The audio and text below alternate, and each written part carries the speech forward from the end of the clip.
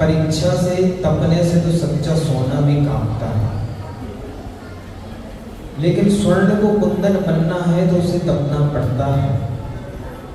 उसके अलावा कोई भी उपाय नहीं है कि खदान का पड़ा पत्थर जो सोने के रूप में है वो किसी के मुकुट का ताज बने, किसी मंदिर के शिखर की शोभा बने, तो उसे नियम से तपना पड़ता है। अभी आपने एक छोटा सा प्रयास किया, पता नहीं कितना मन लगा नहीं लगा, लेकिन ये तप की श्रेणी में आता है। 12 तपों की व्याख्या आचार्य भगवंतों ने की है, जिसमें से 12वां तप ध्यान तप कहा गया है। और आदि पुराण में आचार्य भगवान ने लिखा है कि जो 11 तप रखे गए हैं वो 12वें तप की सिद्धि के लिए रखे गए हैं।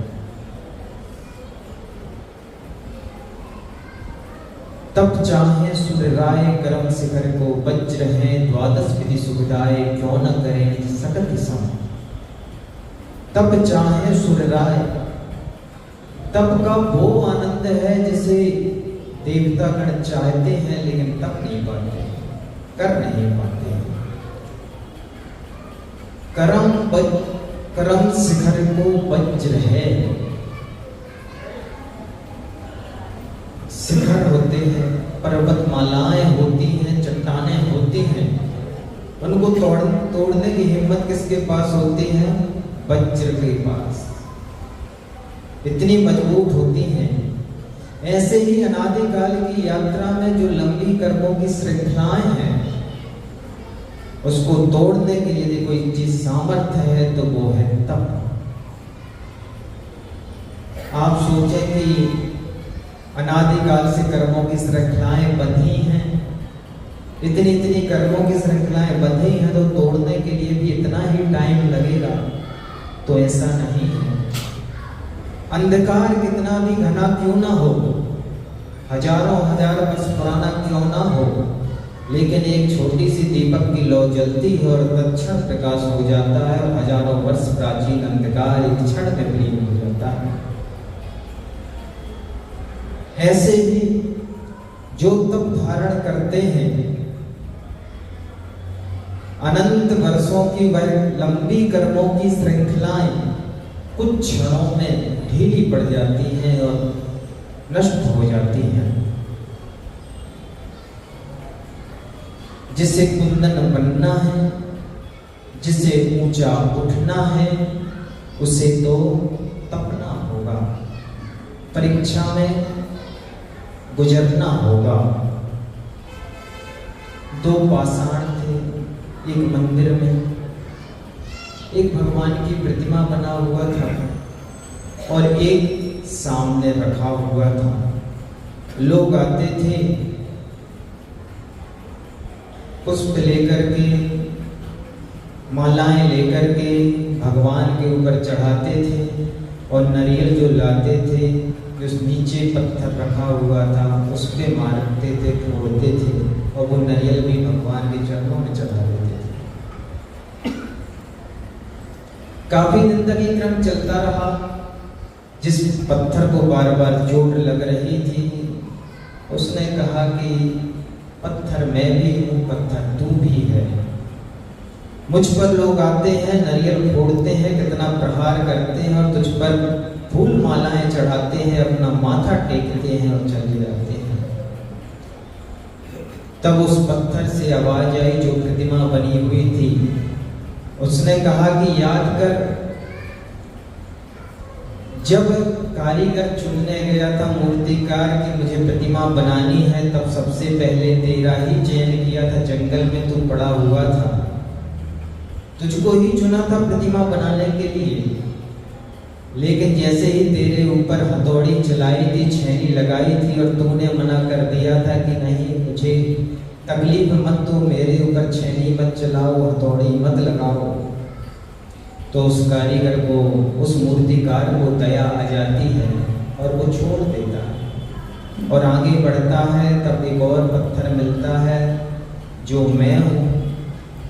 मेरे ऊपर भी छेनी चलाई जाती है, हथौड़ी लगाई जाती है, मैं शांति से सहन करता रहता। और कुछ दिनों बाद उसने सुंदर सी प्रतिमा बना दी।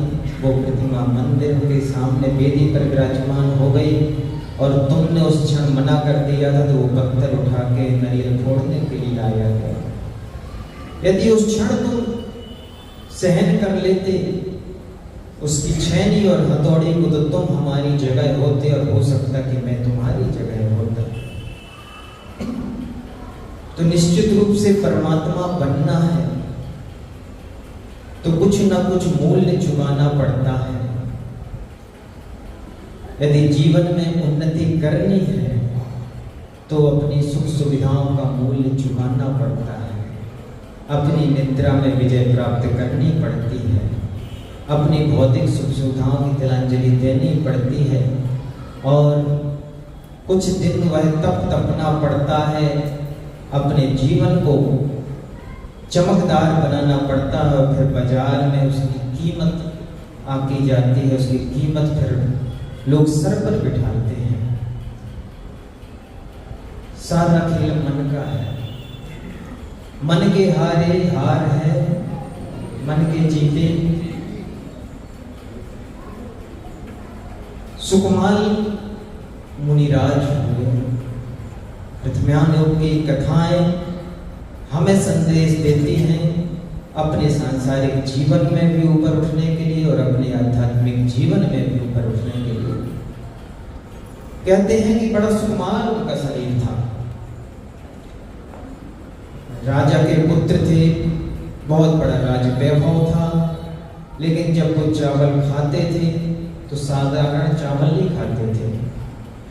कमल दल पत्र में चावलों को गलाया जाता था, फिर वो चावल बहुत सॉफ्ट हो जाते थे, फिर उसको पकाया जाता था और फिर वो चुन चुन के चावल खाया करते थे। राई के दाने भी जिन्हें गढ़ते थे, दीपक की लौ देख लेते थे तो आंखों से आंसू आ जाते थे। एक बार क्या हुआ कि राजा के मित्र आए राजा से मिलने के लिए, वो भी किसी दूसरे राज्य के राजा रहे होंगे, उनके साथ और भी मेहमान आए,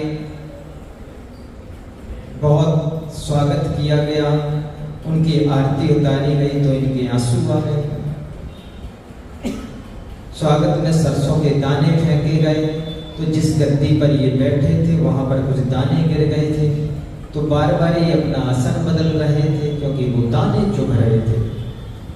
और जब भोजन पकाया गया तो इनके जो कमल पत्र दल के चावल थे उसके साथ साधारण चावलों को मिला के वो धान पकाए गए, चावल पकाया गया, तो ये भोजन कर रहे थे सुकुमाल राजकुमार। तो चुन चुन के सिर्फ वही दाने निकाल रहे थे जो कमल पत्र दल के बहुत सॉफ्ट दाने थे। ये सब चीजें उनके मित्र राजा ने देखी, जो आया हुआ था मेहमान बन के, और उसने कहा अपने मित्र से कि मित्र, ऐसा लगता है कि तुम्हारा बेटा बहुत बीमार है, किसी बड़ी असाध्य बीमारी से ग्रसित है। ऐसा कौन करता है कि गद्दी में ना बैठ पाए, चावल भी चिड़ियों की तरह चुन चुन के खाए, दीपक की लौ देख ले तो आंखों से आंसू आ जाए। इसका इलाज कराओ, किसी अच्छे वैद्य को बुलाओ। समय बीतता है और जब वैराग्य की घड़ी आती है तो वही सुकुमाल मुनिराज जिन्होंने कभी कालीन से नीचे पैर नहीं रखा था, सूरज चांद को आंखों से देखा नहीं था, हमेशा रत्नों के प्रकाश में जो रहे हैं और निकल जाते हैं महल में, महल से बाहर। जब पहली बार वो फर्श पर पैर रखते हैं, पाषाण पर पैर रखते हैं, तो उनके पैरों से खून निकलने लगता है और वस्त्र उतार के दीक्षा ग्रहण कर लेते हैं और ध्यान करने के लिए एक पैरों दोनों पैरों में खड़े हो जाते हैं और ध्यान की मुद्रा में, कायेश्वर की मुद्रा में खड़े हो जाते हैं। 3 दिन तक शालिनी उनके पैरों का भक्षण करती रही। वो उनके शालिनी या शेरनी जो भी हो, वो त्रियंजनी 3 दिन तक उनके पैरों का भक्षण करती रही। उनके ही परिवार की कोई सदस्य थी जिससे पैर बंधा था, और 3 दिन तक लगातार भक्षण करते हुए भी वो किंचित भी हिले नहीं, डिगे नहीं और अपने शरीर की तरफ उपयोग को ले नहीं गए।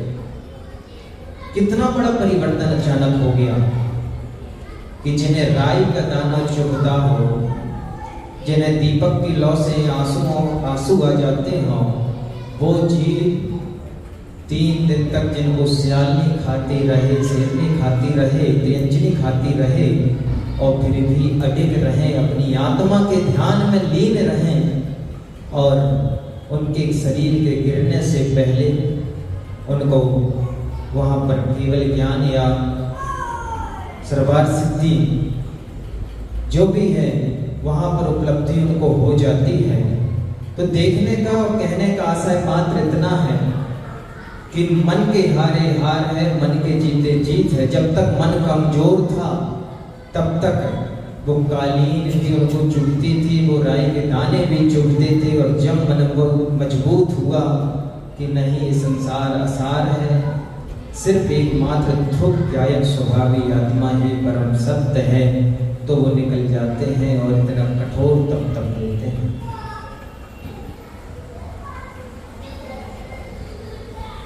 तप के विषय में जितना कहा जाए उतना कम है, क्योंकि आप तो देख ही रहे हैं कि कैसे अपने महावृत्ति दिगंबर मुनिराज कठोर तप तपते हैं। एक बार एक राजा था, उसने इच्छा जाहिर की कि मुझे आम खाने हैं। माली आया, माली ने कहा कि अभी कैसे आम, चैत्र का महीना है, 1.5-2 महीने रुक जाइए, पके आम आपको खिलाएंगे, कच्चे आम लगे हैं कैसे? नहीं, आम तो मुझे अभी खाने हैं, तो 3 दिन का समय दीजिए, 3 दिन में हम आपको आम देते हैं। माली होशियार था, उसने आम तोड़े योगेश भैया और उन आमों को पलाश के पत्तों पर रख दिया। 3 दिन बाद उनकी खटास मिठास में बदल गई, रंग पीला पड़ गया और जो कठोर थे वो नरम हो गए। सुंदर थाली में सजा कर ले जाता है। राजा आश्चर्यचकित होता है कि जो आम 1.5 महीने बाद पकने थे वो 3 दिन में कैसे तुमने पका दिए? माली ने कहा कुछ नहीं किया है, बस उचित ऊष्मा और ताप दी है। उस ऊष्मा और ताप के कारण से जो खटास थी वो मिठास में बदल गई, जो हरापन था वो पीलेपन में बदल गया, और जो कठोरता थी वो नरमता हो गई और खटाई में पड़ गई, और ये आम का स्वाद मीठा मीठा बीच गया। बस तब भी ऐसा ही है। जो कर्म का विपाक बाद में आना था, तप के माध्यम से ज्ञानी जीव उसको समय से पहले ले आता है और कर्मों को घिरा देता है और निर्माण को प्राप्त कर लेता है। उचित ताप, तप का उचित ताप दे करके, उचित ऊष्मा दे करके अपने जो कर्म बाद में आने थे उन सबको ला करके वहीं पर नष्ट कर देता है। तो यदि कर्मों की निर्जरा करनी है, भावों की उत्कृष्ट स्थिति को प्राप्त करना है, निर्मलता प्राप्त करनी है, तो इस जीव को तब धारण करना पड़ेगा। शांति नाथ स्तुति में पूज्यपाद स्वामी ने लिखा है, नाय स्नेहा चरणं प्रयान्ति भगवन् पादद्वयं ते प्रजा हेतुसि तत्र विचित्र दुःख निचया संसारे घोराणि वा अत्यन्ति स्फुरदुग्र रश्मि निगिरा व्याकीर्ण भूमण्डलो ग्रीष्मे कार्यतीन्दुपाल सलिलं कबीर। शांतिनाथ भगवान की स्तुति करते हुए पूज्यपाद स्वामी ने लिखा है कि हे भगवान शांतिनाथ भगवान, मैं आपके चरणों में इसलिए नहीं आया हूं कि आपके चरण बड़े सुंदर हैं, आपके चरणों ने हमें बुलाया है, या आपके चरण बड़े मनोज्ञ हैं, बड़े आकर्षित हैं। मैं आपके चरणों में इसलिए आया हूं, आपकी भक्ति में इसलिए तल्लीन हुआ हूं, क्योंकि जैसे जेठ मास की तीव्र तपन में एक राहगीर घने वृक्ष की छाया की ओर स्वयं ही आकर्षित हो जाता है, जिसके गले तक प्राण निकल रहे हो, जल की कुछ बूंदों के लिए उसकी अमृत वह बूंदें बन जाती हैं, और चांद की शीतलता उसके लिए वैसे ही अमृत का काम कर देती है।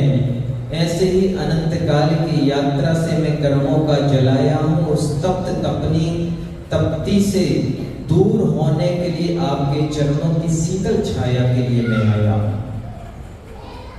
यहाँ पर आचार्य भगवान ने लिखा है कि मैं किसी प्रलोभन से भगवान आपके पास नहीं आया।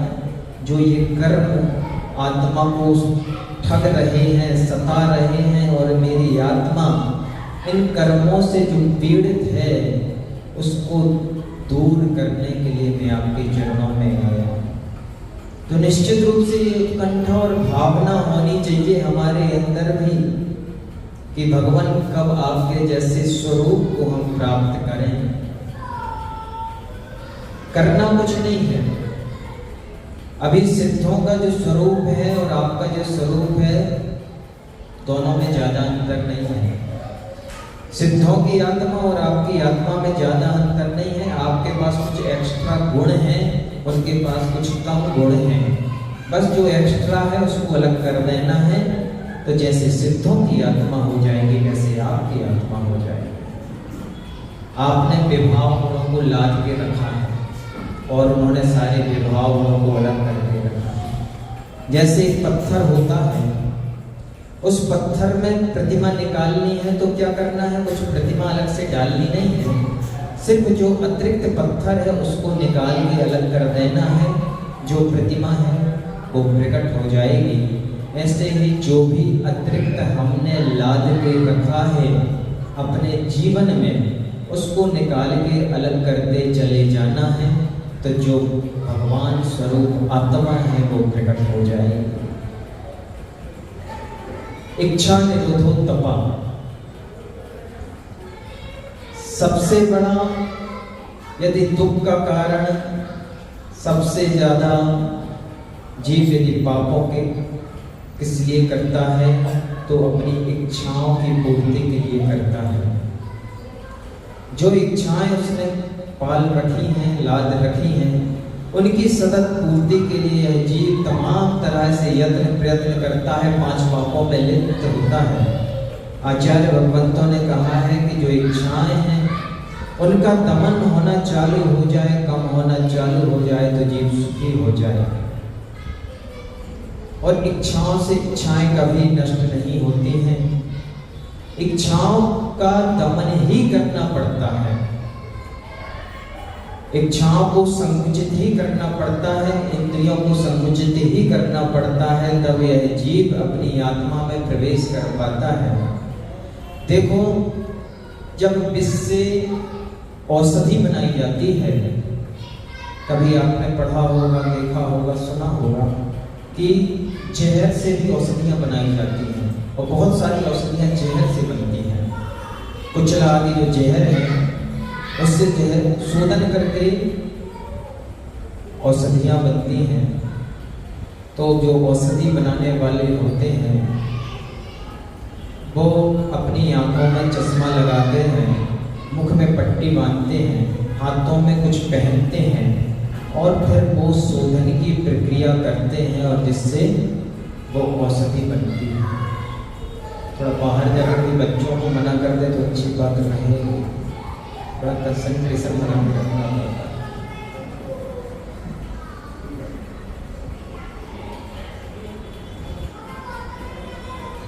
तो जब विष से औषधि निकालनी है तो उसमें इतना संकुचन चाहिए पड़ता है, आँखों का हो, मुख का हो, जब इस संसारी आत्मा से परमात्मा आत्मा को निकालना है तो फिर कितना इंद्रियों का संकुचन चाहिए पड़ता है।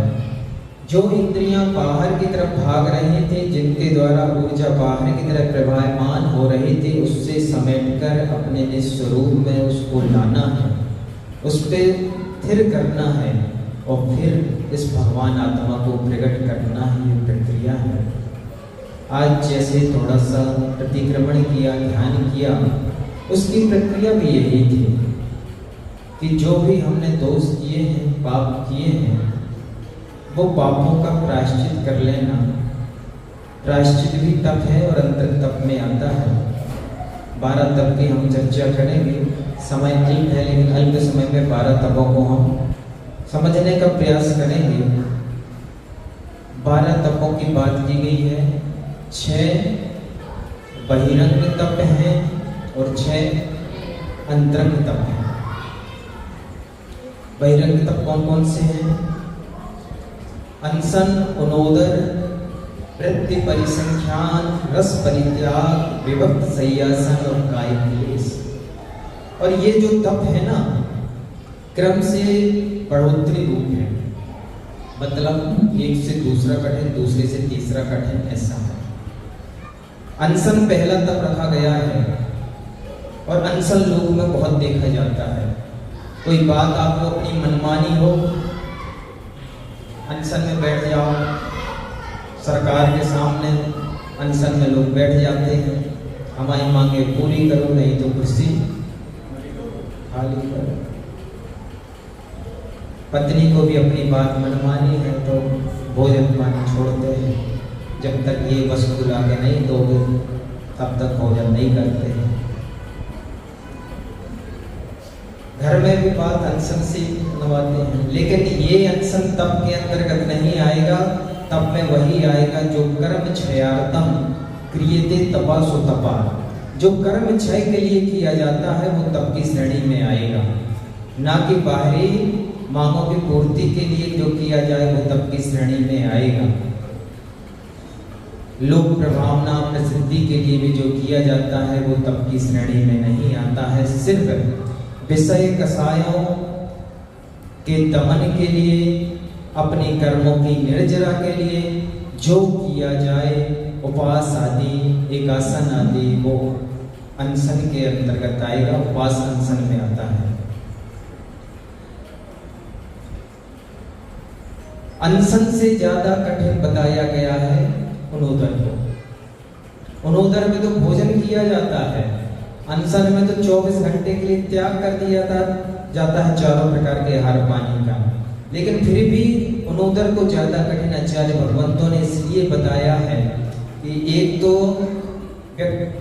जीव चौके तक गया नहीं, उसने भोजन की शकल देखी नहीं और भोजन का त्याग कर दिया, अपने धर्म ध्यान में लगा है। ये कर लेना सरल है, लेकिन चौके तक जाना और तीव्र भूख होने पर भी थोड़ा सा लेके ज्यादा लेने की गुंजाइश होने पर भी वहीं पर छोड़ के वापस आ जाना, इस त्याग में ज्यादा ताकत लगती है।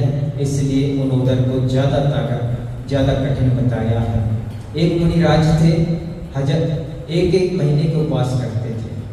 30 महीने का उपवास करते, फिर एक आहार लेते।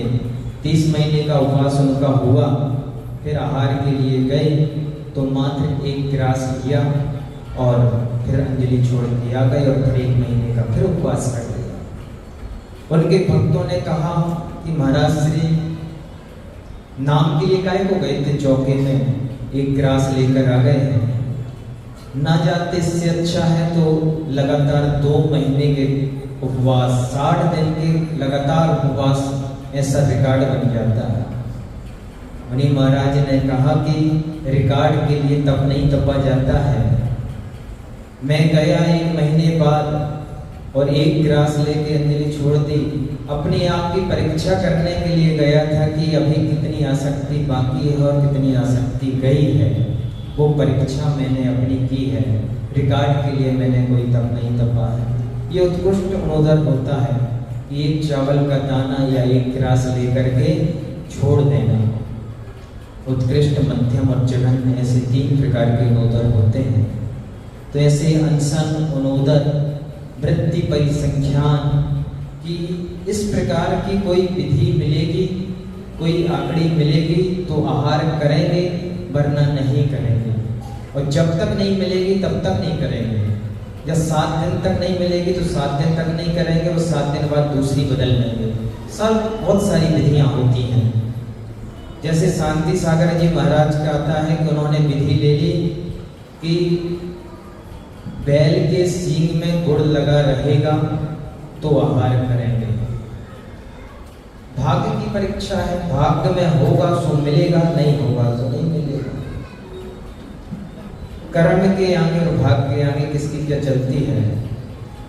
आदिनाथ भगवान जहां जिनके सौधर्मिंद्र किंकर की भांति खड़ा हो सारी व्यवस्थाएं करने के लिए, उन्हें 6 माह और तो उपवास में बैठ गए, और दूसरा 6 माह तक विधि प्राप्त नहीं हुई, विधि नहीं मिली। कोई देवता आके बता नहीं गया, वो सब अवधि ज्ञानी आके बता जाता कि ये विधि है पड़गाहन की, ऐसे जैन को पड़गाया जाता है, पड़गाहन कर लो। लेकिन जो कर्म का बंध उन्होंने किया था, जो बैलों को मूसक लगाया था, जब उन्होंने खेती की शिक्षा दी थी, उसके उदय फलस्वरूप उन्हें 6 माह तक आहार नहीं मिला। तो ये कर्म की विचित्रता है। तो वृत्ति परिसंख्यान, अपने भाग्य का परीक्षण करने के लिए ये वृत्ति परिसंख्यान व्रत तपा जाता है, जिसमें शांति सागर जी महाराज ने ये व्रत ले लिया। और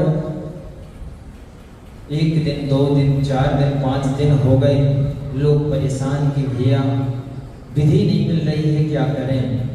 तभी 7वें दिन एक बैल, वहीं पर एक दुकान थी किराने की, वो आता है और उस दुकान में पहुंचता है। इतने में जो मालिक था वो भगाता है, तो बैल एकदम से भागता है। बाहर गुड़ के ढेर लगे हुए रखे रहते थे पहले, और वो गुड़ की पारे का थोड़ा सा टुकड़ा उस बैल की सींग में लग जाता है, और वो भागता है। और वहीं पर महाराज श्री पड़गाहन आहार के लिए निकले थे, देखते हैं कि बैल की सींग पे गुड़ लगा हुआ है, पास में चौके वाले पड़गाहन के लिए खड़े हैं, और वहीं पर पड़गाहन मिल जाता है। वृत्ति परिसंख्यान ये कठोर तप है, लेकिन बाह्य तप के अंतर्गत आते हैं। रस परित्याग, रसों का त्याग करके आचार्य भगवान विद्यासागर जी महाराज कितने सारे रसों का त्याग किए रहे, और आखिर में सारे रसों का त्याग, दूध का भी त्याग कर दिया। और अभी संभव सागर जी महाराज हैं, 60 रस त्यागी हैं, सबसे वयोवृद्ध आचार्यों में से हैं, शिखर जी में है योगाश्रम में। और एक आहार, एक उपवास ले रहे हैं, और 6 रसों के त्याग के साथ वो अपनी साधना में सजग हैं। आचार्य गुरुदेव शुद्ध सागर जी महाराज 4 रसों का त्याग कर दिया है, और सबसे ज्यादा विहार करने वाले साधुओं हैं। तो आचार्य गुरुदेव का संग है कि अभी बड़ौद दिल्ली के पास चतुर्मास हुआ था, दूसरा चतुर्मास यहाँ कर्नाटक बॉर्डर पर हो रहा है। बात रसायन की तरह जो लगातार बहते रहते हैं, लेकिन अपनी और सबसे ज्यादा यदि इंद्रियों में कोई परेशान करती है तो रसना इंद्री परेशान करती है।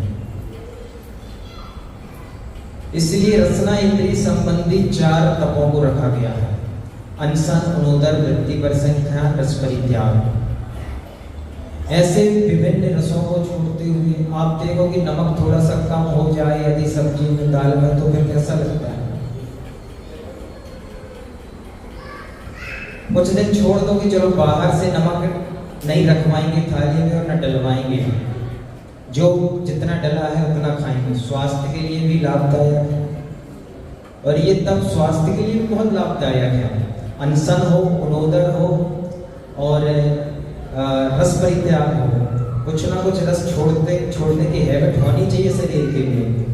अनशन तो आज के समय इतना अच्छा कहा गया है कि हफ्ते में 1 दिन का अनशन जरूर करना चाहिए।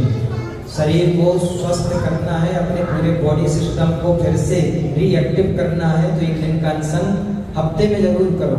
अब तो साइंस भी बोलने लगा है, तो सबसे अच्छी औषधि हो गई है। तो ये तप औषधि रूप भी है। रस परित्याग, विभक्त शय्यासन, कठोर आसन पर लेटना और काय क्लेश मतलब शरीर की तकलीफों को सहन करना, ये बाह्य तपों के अंतर्गत आता है। और आंतरिक तप कौन से हैं? प्रायश्चित बहुत कठिन होता है। किसी के सामने अपनी बात को कहना, अपने अंतरंग के दोष को कह देना बहुत बड़ी ताकत लगती है। गुरु के सामने पुत्रवत पुत्र भी ना कह पाए, ऐसे सारे दोषों को कहना, अपने दोषों का प्रायश्चित करना, प्रायश्चित तप के अंतर्गत आता है। एक बार क्या हुआ, चर्च था, वहां पर पादरी थे। अब वो पीछे साइड पर्दे के रहते हैं और जिसको जो अपने दोस्त कहने हैं वो बोल देता है और चला जाता है। तो एक आदमी आया, उसने अपने सारे दोस्त कह दिए, पूरा भावों से सब बोल दिया। उसे आइडिया नहीं था कि पीछे कोई सुन रहा है। वहां से आवाज आएगी, तुम भगवान के बहुत बड़े भक्त हो, जो अपने सारे दोषों को इतनी आसानी से कह दिया है। निश्चित रूप से तुम परमात्मा के जगत के उत्तराधिकारी हो। तमाम महिला उसको लगा कि अरे मैंने तो ऐसे ही सोच के बोल दिया था कि कोई नहीं होगा, पीछे कोई छिपा बैठा है, उसने देख लिया है। बोला क्या तुमने सब कुछ सुन लिया? हाँ, सब सुन लिया है। जो तुमने सुना है ना, वो हमने तुम्हारे बारे में बोला है, तुम्हारे दोस्त हैं, वो मेरे दोस्त नहीं है, मेरे दोस्त मत मानना। तुरंत वह आदमी पलट गया कि मेरे दोस्त, अंतरंग के दोस्त कोई और दूसरा जान ले तो मेरी इंसल्ट है। लेकिन जो पुत्रवत अपने सारे दोषों को अपने गुरु के सामने कह देते हैं और बिल्कुल स्वच्छ हो जाते हैं, ऐसे प्रायश्चित धारी एक अपने आप में तप हुआ करता है, जो अंतरंग तप है, जिसके लिए बहुत सामर्थ्य की जरूरत होती है। अभी आपने प्रतिक्रमण किया है। प्रतिक्रमण का क्या अर्थ होता है?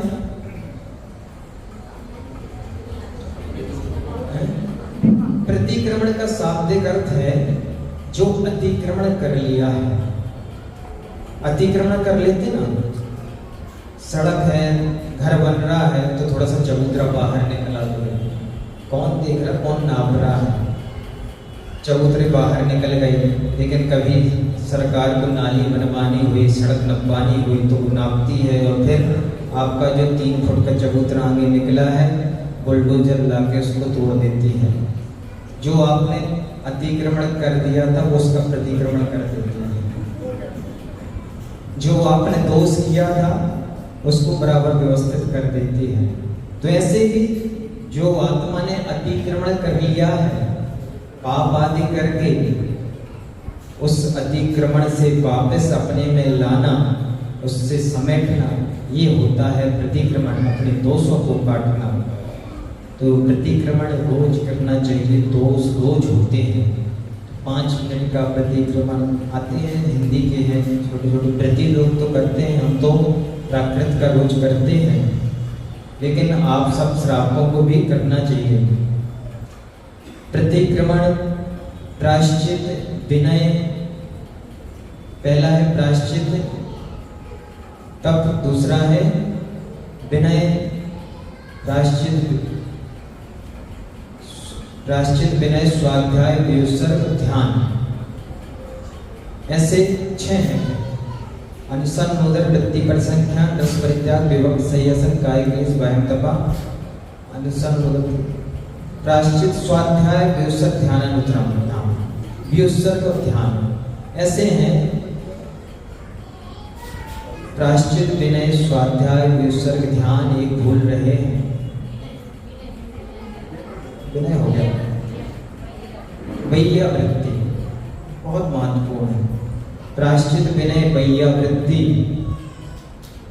वैयावृत्ति वही कर सकता है जिसके पास सम्यक दर्शन के 8 अंग हो, जिसके पास मोहन अंग हो, जिसके पास ग्लानि को सहन करने का अंग हो, जिसके पास वात्सल्य अंग हो, वो ही बह्य वृत्ति कर सकता है। ऐसे मुनिराजों की बह्य वृत्ति, और बह्य वृत्ति कई प्रकार की होती है। मानसिक बह्य वृत्ति भी होती है, शारीरिक बह्य वृत्ति भी होती है।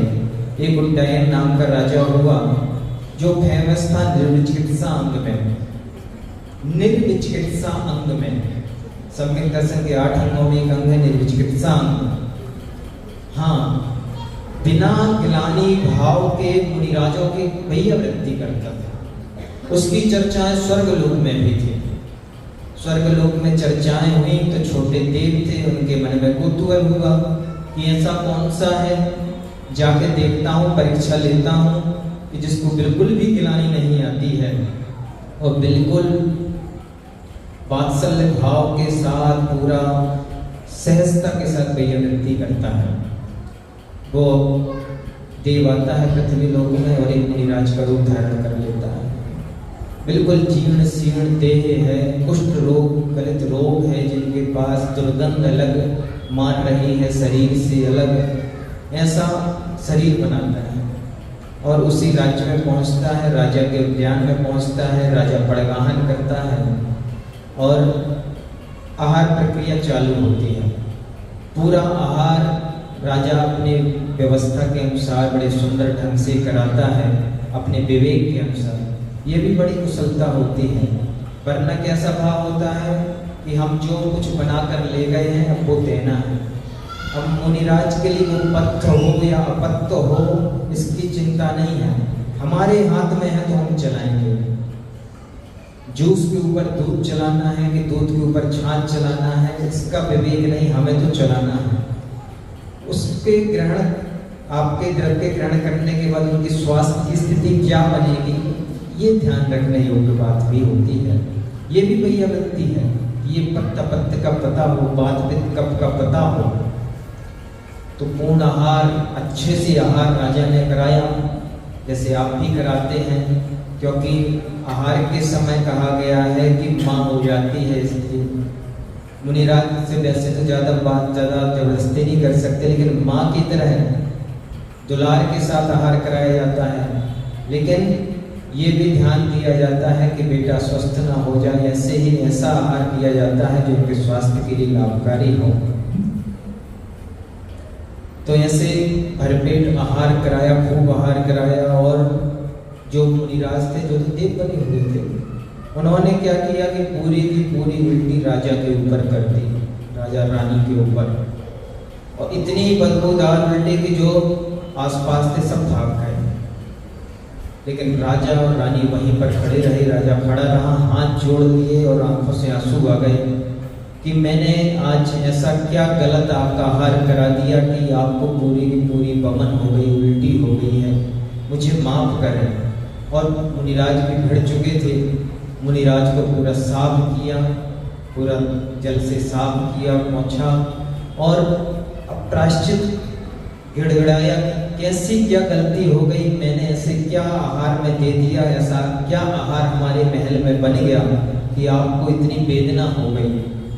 ये देख के वो बड़ा आश्चर्यचकित हो जाते हैं देव कि इतनी बदबूदार उल्टी इसी के ऊपर मैंने कर दी, और ये अपनी सफाई करने से पहले मेरी सफाई सबसे पहले कर रहा और गलती मान रहा, इतना बड़ा राजा होने पर भी।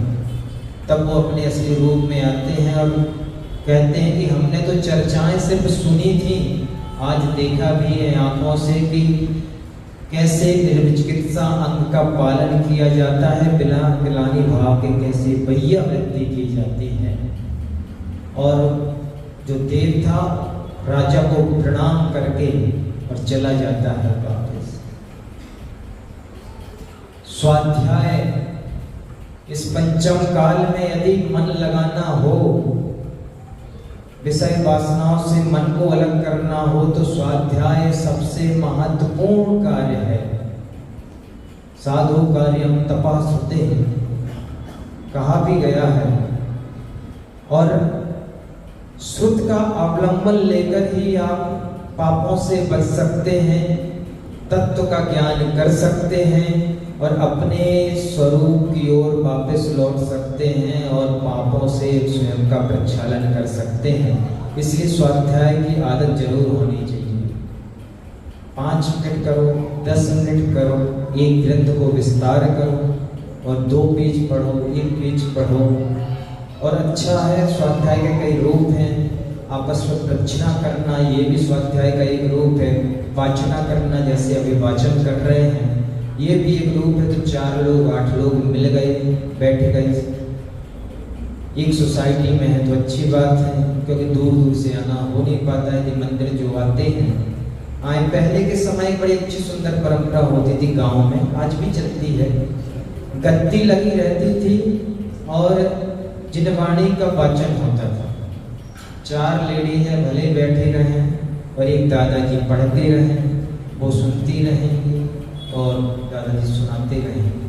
15-20 मिनट और बढ़िया सुंदर सी अलग अलग प्रकार की उनके पास जिनवाणी भक्ति होती थी, स्तुतियाँ होती थी। उसके बाद बड़ी सुंदर जिनवाणी स्तुति करते थे और जाते थे। ये परंपरा चलती रही हमेशा से। तो मंदिर में स्वाध्याय की परंपरा होनी चाहिए, किसी शास्त्र का विस्तार होना चाहिए, ताकि वो संस्कार पड़ा रहे। कुछ अच्छी बातें सुनने को मिलती रहे। सामान्यतः मोबाइल में, टीवी में सुन लेना एक अलग बात है, लेकिन जिनवाणी खोल के, एक दादी माँ थी लोकेश भैया, उनको दिखाई नहीं देता था, आंखों की रोशनी चली गई थी, लेकिन मंदिर आए, घंटों जिनवाणी का पेज पढ़े, ऐसे रखी रहे, पलटें और फिर बंद करके चले जाए। किसी ने पूछा, अम्मा जी ना आपको दिखाई दे रहा है, कुछ है नहीं, फिर काय को जिनवाणी खोल के पेज पलटती रहती है? तो वो बोली कि बेटा, हमें इतना बहुमान होता है जब हम जिनवाणी को रखते हैं, पेज पलटते हैं, तो ऐसा लगता है कि साक्षात भगवान की वाणी ये रखी है और इसको हम स्पर्श करके पलट रहे हैं। और आज हमें भले दिखाई नहीं दे रहा है, लेकिन भगवान तो सामने बैठे हैं, वो तो हमें देख ही रहे हैं। और हमें बड़ा आनंद आता है जिनवाणी को हाथ में स्पर्श करके उसको पलटने में, तो हम वो आनंद लूटते हैं और चले जाते हैं। निश्चित रूप से यही आनंद उस माँ को एक दिन केवल ज्ञान रूपी, आज ज्योति भले नहीं है लेकिन केवल ज्ञान रूपी ज्योति जरूर प्रगटा देगा, क्योंकि अथाह श्रद्धा से वह भरी हुई है। समझ में आए ना आए, लेकिन अथाह श्रद्धा से आप सुनते चले जाओगे। तो वो जो आहार देखे थे ना त्रियंचों ने, नेवला आदि ने, वो सारे जीव भरत चक्रवर्ती आदि बाद में बने हैं जाके। सिर्फ उन्होंने भक्ति से, श्रद्धा से आहार बस देखे थे त्रियंच पर्याय में, देने की सामर्थ्य नहीं थी। तो श्रद्धा गुण का इतना बड़ा फल प्राप्त होता है। श्रद्धा के साथ गुरुओं के चरणों में झुको, उनके आहार चले या भैया विनती कराओ, ज्यादा पास मत जाओ। रोटी सिकती भी कहाँ है? चूल्हे में, और जलती भी कहाँ है? चूल्हे में। ऐसे ही जितनी श्रद्धा बनी रहे उतना रहो और अपनी श्रद्धा को जीवंत रहो और उसका आनंद लो। ज़्यादा गहरे घुसने की जरूरत नहीं है, बस इसका आनंद लो और अपने तप को तपते रहो तो इसका आनंद अलग आता है।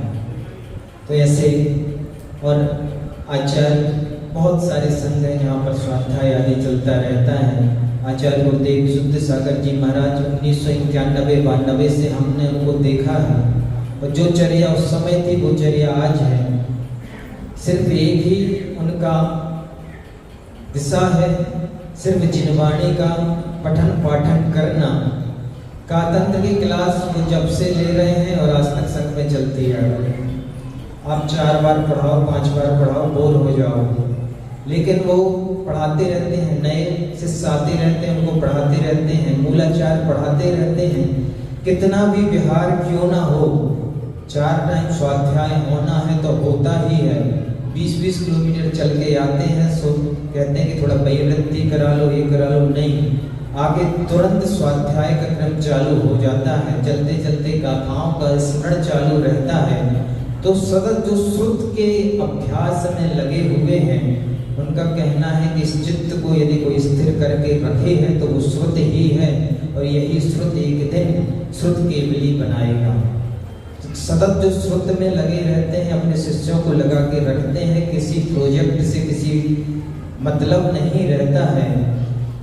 ऐसे संघ भी हैं, ऐसे साधु परमेष्टि भी हैं, आचार्य भगवान भी हैं। तो ऐसे स्वाध्याय तप कहा गया है, अंतरंग तप के अंतर्गत आया है पंचम काल में, परम तप जिसको कहा गया है।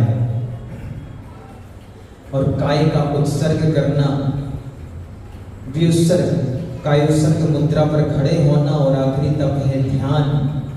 ध्यान जिसे 11 तप जिसकी सिद्धि के लिए किए जाते हैं, ऐसा ध्यान तप है। और कर्मों की साक्षात निर्जरा यदि किसी से होती है तो ध्यान के माध्यम से होती है। ध्यान विभिन्न प्रकार का बताया है और काफी विस्तार हो जाएगा। बस इतना है कि ध्यान का अभ्यास थोड़ा सा करते रहना चाहिए। 5 मिनट बैठो, 2 मिनट बैठो। और ध्यान के लिए क्या आवश्यक है? जैसे आपका शरीर पूरा टाइमिंग के अनुसार चलता है। आप यदि 10 बजे भोजन करते हैं तो शरीर की मांग भी रहेगी कि 10 बजे अब आप भोजन करने, आप कहीं पर हैं, व्यस्त हैं, तो शरीर मांग करेगा 10 बजते ही कि अब भोजन का समय हो गया, तो भोजन करना है। ऐसे ही ध्यान के लिए भी, सामायिक के लिए भी एक समय चुनना चाहिए। सुबह यदि 6 बजे से कर रहे हैं तो रोज 6 बजे से करें। एक स्थान चुनना चाहिए, उसी स्थान पर करें। कोई अच्छा सा कोना ढूंढ लें, साफ स्वच्छ कोना हो। ज़्यादा घर को भरना नहीं चाहिए वस्तुओं से, उससे निगेटिव एनर्जी भरती है। जितना घर खाली खाली रहता है उतना शांतता वहाँ पर प्रदर्शित होती है। और एक आसन चुन लेना चाहिए। वो आसन भी अपने आप में मंत्रित हो जाता है, वो जगह भी अपने आप में मंत्रित हो जाती है, और वो समय भी अपने आप में सिद्ध हो जाता है। और समूह पर किया गया कोई कार्य बड़ी जल्दी इफेक्ट करता है। एक साधु थे, उन्होंने अभ्यास कराया ध्यान का। सारे शिष्यों को सामूहिक रूप से सबने ध्यान का बड़ा अभ्यास किया।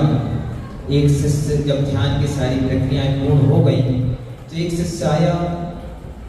उस शिष्य ने कहा कि हमारा तो मन लगा नहीं ज़्यादा, और हमने ज़्यादा दिमाग लगाया भी नहीं, हम अपना अलग कर लेंगे। तब जो गुरु थे उन्होंने कहा कि अभी तुम समूह में कार्य करते तो जो तुम्हें 10 वर्षों में सिद्धि होने वाली थी वो यहाँ पर तुम्हें 10 दिन में हो जाती। क्योंकि यहाँ पर 70 लोग एक साथ ध्यान कर रहे थे, तो उनकी ऊर्जा का प्रभाव भी तुम्हें इफेक्टिव करता। उनकी ऊर्जा से जो यहाँ पर वातावरण चार्ज हुआ है, वो चार्जेबल वातावरण से मन की एकाग्रता स्वयं बनती है। वो तुम्हें स्वयं माहौल मिल गया था, इसका सदुपयोग कर लेते तो शीघ्र तुम्हें सफलता मिल जाती। अब तुम अलग से पृथक कार्य करोगे तो तुम्हें एक लंबी मेहनत करनी पड़ेगी। ऐसे ही मंदिर है, आप आते हैं, पूजन करते हैं, कोई जाप दे रहा है, कोई स्तुति पढ़ रहा है, और कोई आया व्यक्ति, 2 लोग आपस में मिलकर राग द्वेष की बातें करने लगे।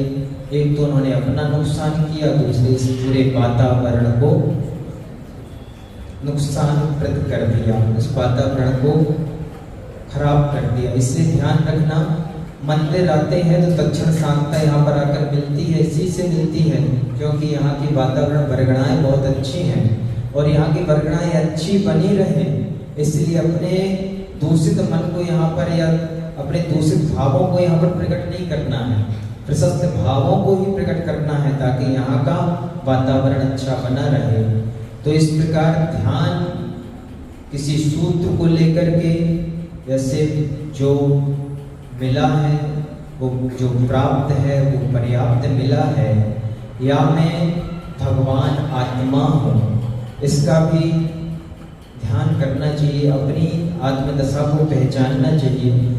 क्योंकि जिस दिन आप सब में भगवान आत्मा देखने लगोगे ना, उस दिन राग देश अपने आप हटने लगेगा। एक चीटी पर देखो, वो भी भाभी भगवान आत्मा है, जो आपकी पत्नी है वो भी भगवान आत्मा है, जो आपका दुश्मन है, जो आपका कॉम्पिटिटर है वो भी भगवान आत्मा है। फिर उससे आप कैसे पैर रख पाओगे? तो ऐसे प्रशस्त चिंतन का आप ध्यान करोगे तो वो आपकी शैक्षणिक जगत लौकिक शिक्षा को आप प्राप्त कर रहे हैं, उसमें भी वह महत्वपूर्ण भूमिका निभाएगा और आपके अंदर भी सकारात्मक ऊर्जा का प्रवाह करेगा। बहुत सारी बातें कहने की थी, समय हो चला है, घंटा हो रहा है।